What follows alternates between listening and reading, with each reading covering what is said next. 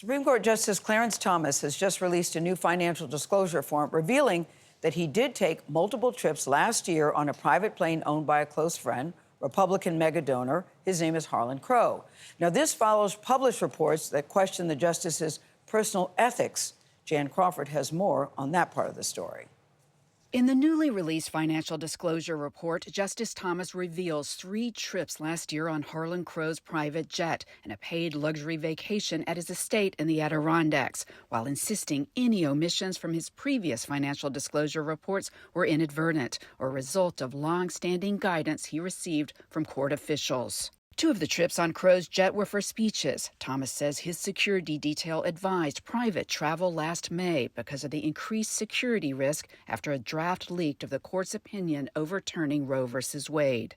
Thomas also amended a filing regarding a real estate transaction with Crow, who in 2014 bought 3 properties from Thomas and his family members in Savannah, Georgia, including his mother's home. Thomas said he didn't realize he had to report the sale because he didn't make a profit from it.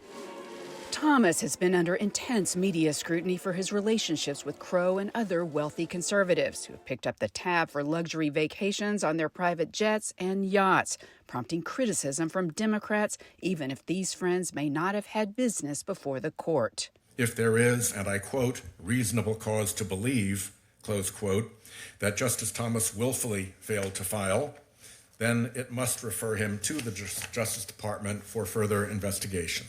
Thomas's attorney said those suggestions were ridiculous and motivated by hatred for his judicial philosophy. Thomas did not amend his reports to disclose private travel from previous years, including luxury trips Crow paid for. He has maintained that wasn't required under the old disclosure rules.